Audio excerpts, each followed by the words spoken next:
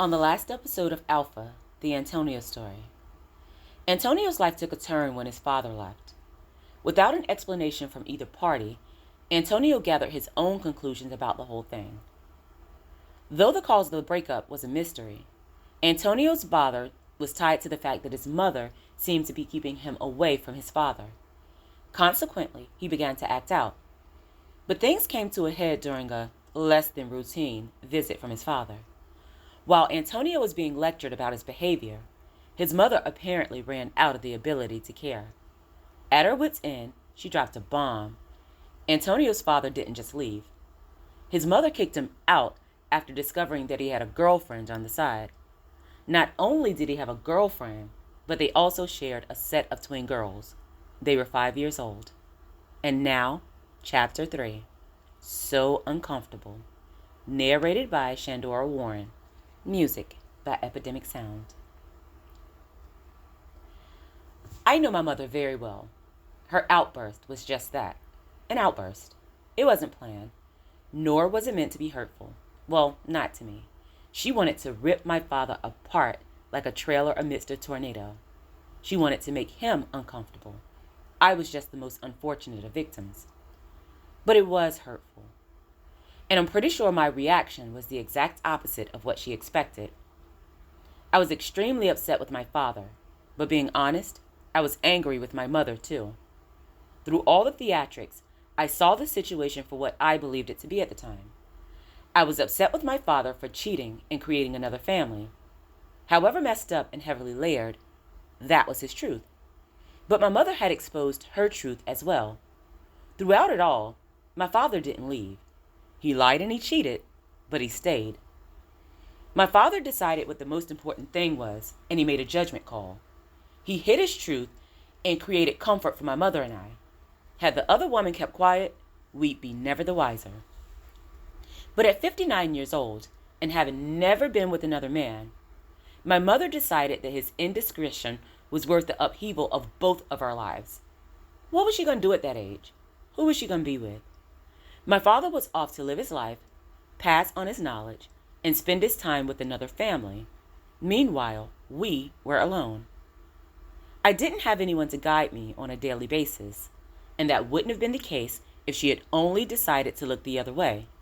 She punished us because she needed to prove a point to him. At later points in time, I'd realized how absolutely ridiculous that was.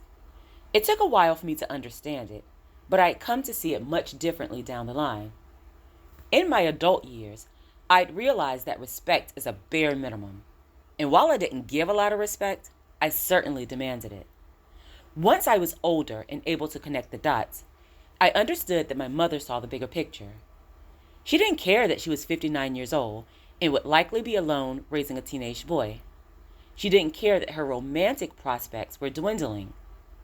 My mother understood that she had given her best to my father, and his duality was simply too much.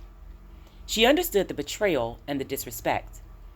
She wouldn't give him the opportunity to choose or to continue the betrayal. My mother chose for my father, at whatever expense, even if it meant losing everything she had ever known. That's strength. But in that moment, I was still stuck with the idea that my mother had betrayed us both, and because of that, I continued to rebel. That would be unfortunate for us all. There are real-life consequences to being impulsive, and you can't always come back from those things. That's what my father said to me. Moments later, I found out about his other family. I always wonder if that message was for me, or if he felt that way because of his own life decisions.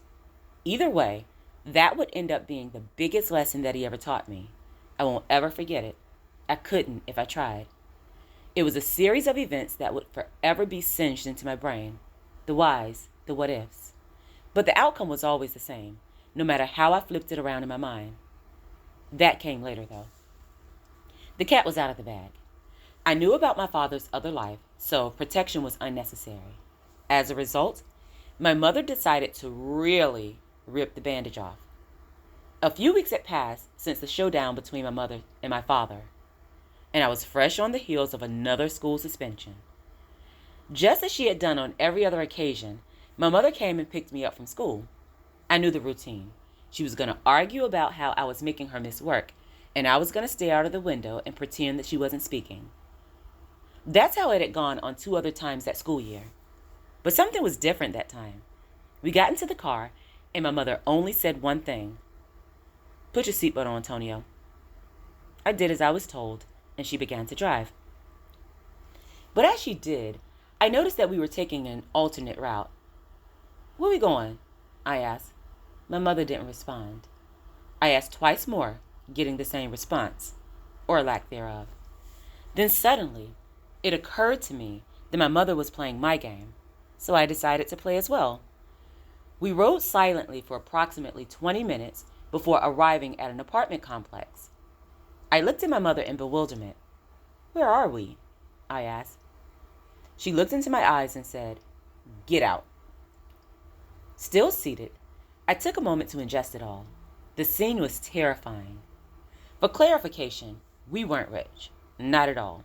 We lived in a modest, 2-bedroom, 1-bathroom house with a porch and a small yard. But my mother had driven us smack dab into the projects, and every stereotype imaginable was playing out in front of me. I hadn't ever been exposed to those types of things.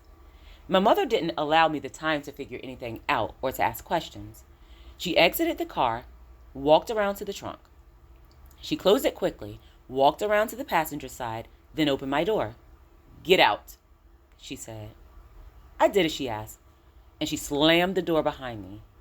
My mother started walking towards an apartment. Being the inquisitive fellow that I was, I followed her. Now this is the thing.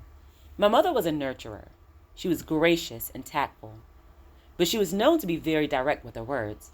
She did not choose that occasion to deviate. My mother knocked on the door and awaited the inevitable, "Who is it?" When it came, she uttered words that I never expected to hear. "Open up, Brenda. It's your boyfriend's wife." You could have knocked me over with a feather. I glanced at my mother, but she never looked in my direction. The door slowly opened. Brenda, the woman on the other side, was younger by at least 20 years, but far less attractive than my mother. Her eyes were noticeably swollen, as if she had been crying for hours. It was obvious that she was uncomfortable, but if my mother was, she certainly didn't show it. Very quietly and demurely, Brenda said, "If you're here to take Cecil back, he ain't here." My mother laughed. She said, "I can tell which Cecil you got. I had him for a few years. I wouldn't give you the pleasure of taking him back." "Then what you here for then?" asked Brenda. My mother smiled.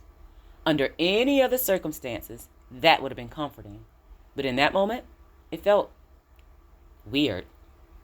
Still smiling, she said, "Well, since you were so bold as to call and tell me that you have a family with my husband, I feel like you ought to have everything that comes along with that. Your new son done got suspended again, and I can't take off work to keep an eye on him.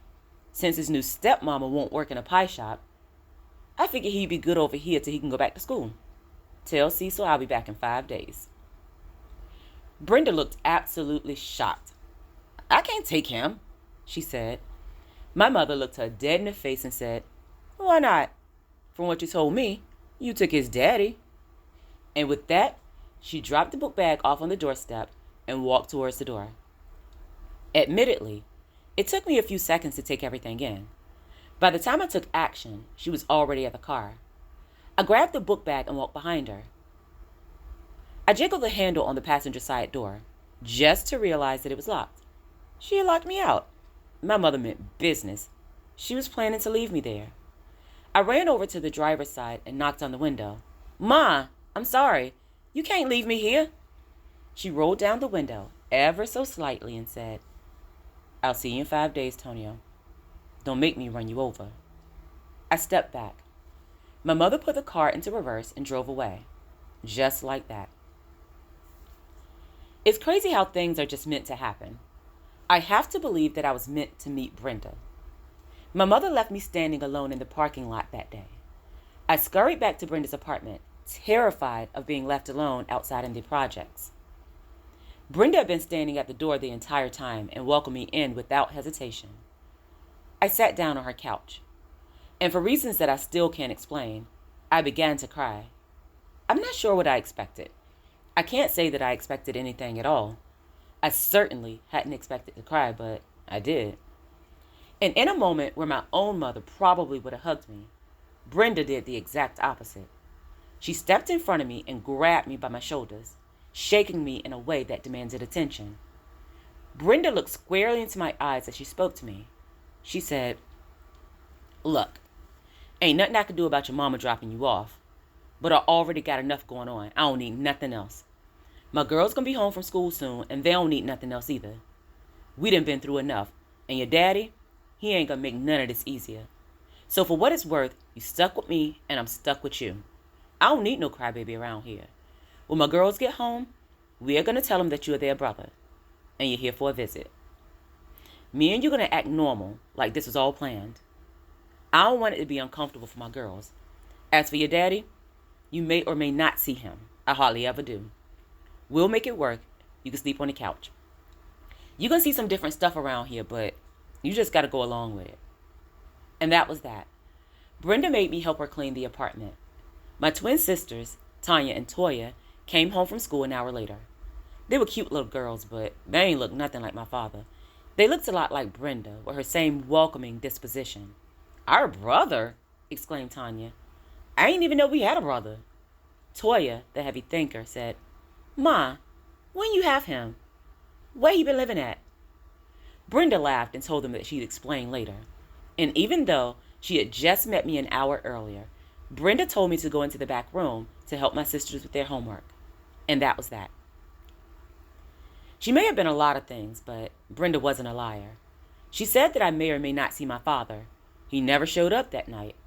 She said I'd see some different things around there. That was true as well. Several people stopped by Brenda's apartment that night. I later discovered that they were drug addicts. Brenda was a drug dealer. Brenda and I settled into a comfortable routine. I was 12 years old, and I had become Brenda's errand boy. I knew what was going on, but my involvement was pretty minimal. I guess she was giving people drugs on credit.